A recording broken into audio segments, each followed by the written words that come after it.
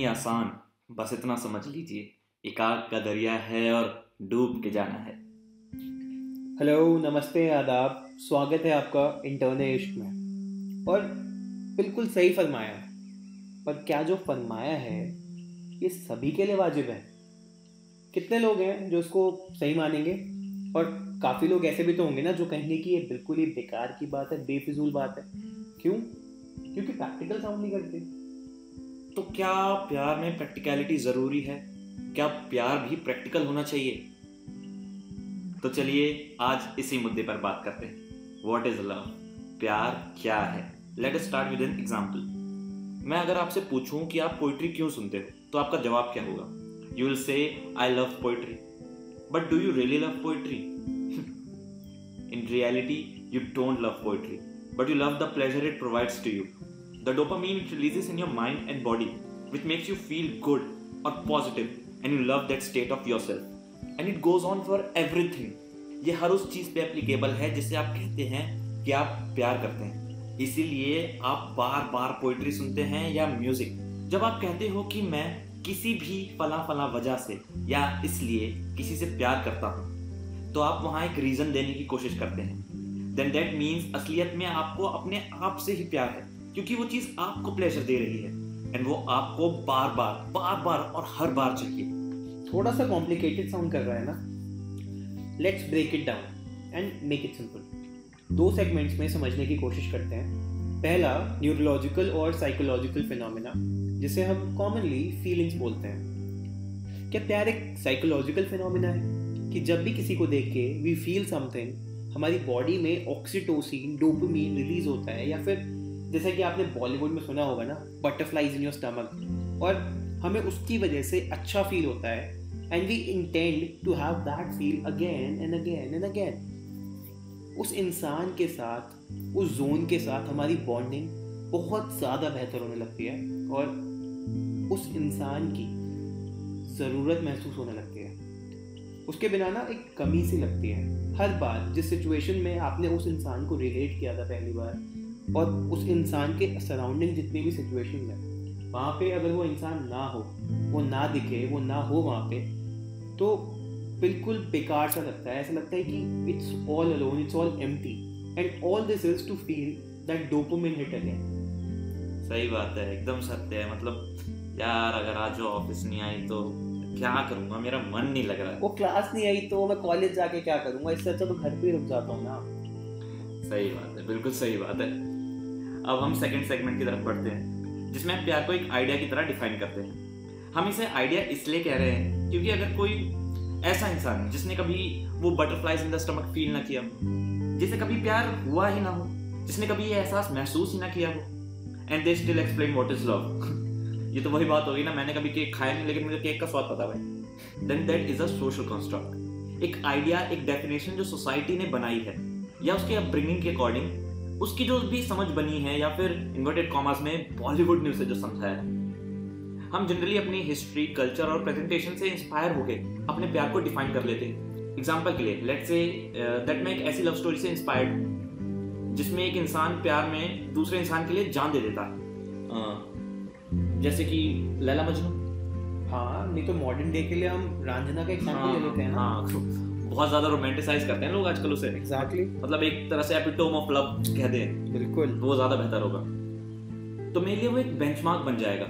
मेरा thought process ऐसा हो जाएगा कि जो मौत है वो एक एक्सट्रीम एक्सप्रेशन ऑफ लव है, और अगर उससे कम होगा ना कुछ, तो वो प्यार थोड़ी है।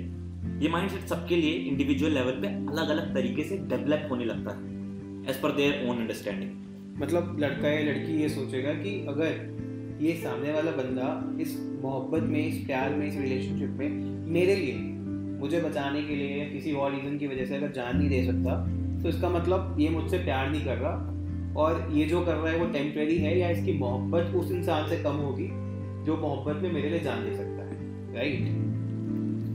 सो यहाँ जो हमारा व्यू पॉइंट है ना, वो ये है कि फर्स्ट ऑफ ऑल प्यार की कोई डेफिनेशन नहीं होती है।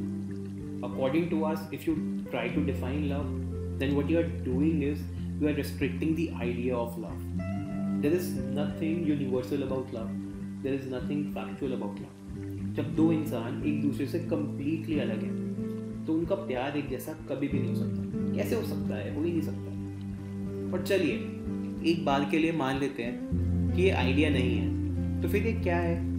बस एक न्यूरोलॉजिकल फिनोमेना कि किसी इंसान की वजह से, उस इंसान की वाइब्स की वजह से आपको बहुत अच्छा फील हुआ और आपको वो फीलिंग बार बार चाहिए, तो उसका मतलब ये है कि आपको उससे प्यार हो गया। क्योंकि इस फेज़ में तो, ये जो इनिशियल बिगिनिंग वाला फेज़ है, इस फेज़ में तो आपको उस इंसान के बारे में सब कुछ ही अच्छा लगता है। वही तो होता है ना, the love phase.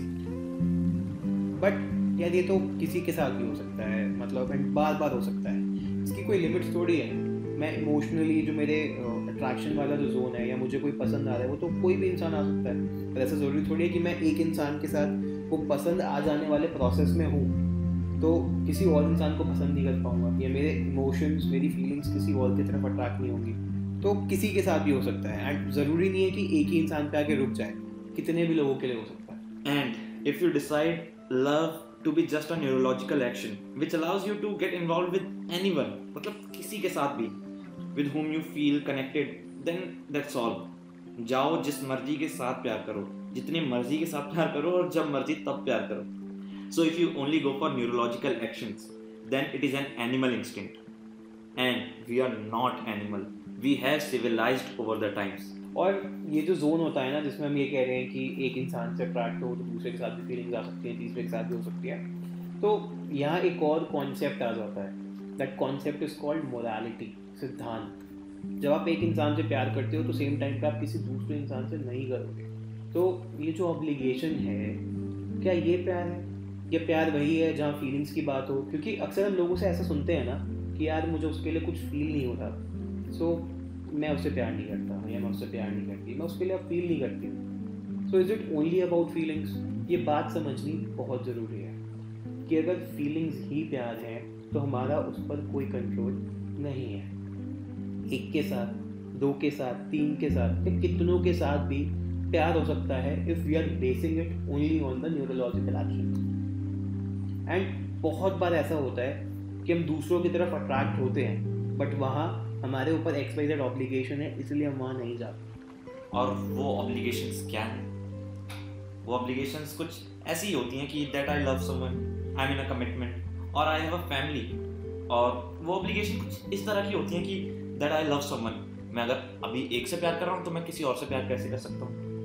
That I am in a commitment और आई हैव अ फैमिली और I am happy so I don't want to go there.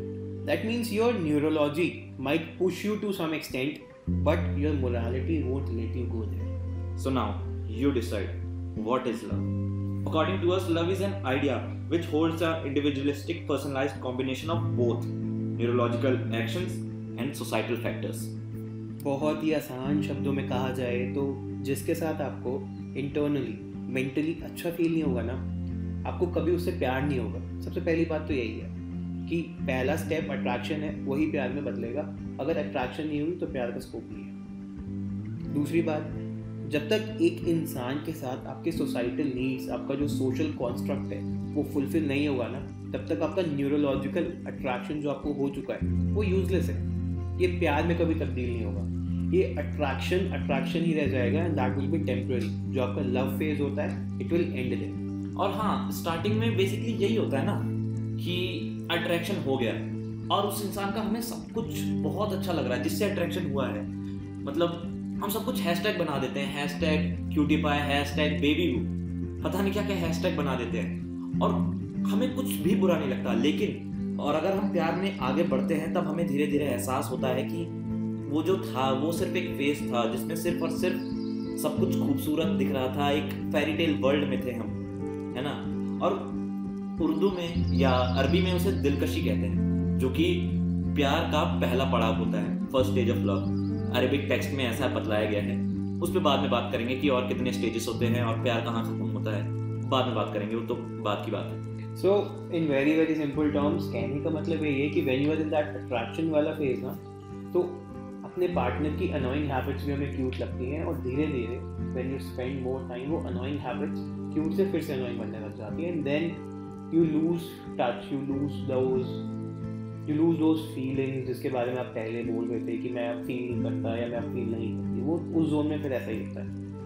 सो अब एक कॉम्बिनेशन जिसमें आप अपनी फीलिंग्स के साथ किसी के साथ जुड़ सकते हो एंड उस इंसान के साथ रहकर आपके काफ़ी हद तक सोसाइटल नीड्स, सोशल कॉन्स्ट्रक्ट भी जस्टिफाई हो सकते हो, then that combination is what I believe और what we believe is love and is long lasting. और हाँ, एक बात और समझ लो जब इतना समझ रहे हो तो, कि अगर ये दोनों चीज़ें एक्यूरेटली फुलफिल हो भी जाएं तो उसके बाद भी लव एवर लास्टिंग हो जाएगा, ऐसी कोई गारंटी नहीं है। प्यार है यार, फीलिंग्स हैं, नीड्स हैं, वक्त के साथ सब चेंज हो सकता है। जब एक इंसान चेंज हो सकता है तो ये सब तो फिर भी इमोशनल फीलिंग्स है जो उस इंसान के अंदर है। That is where you will continue learning and you will know you will always remain in turn in इश्क, because when it comes to इश्क you are always an angel.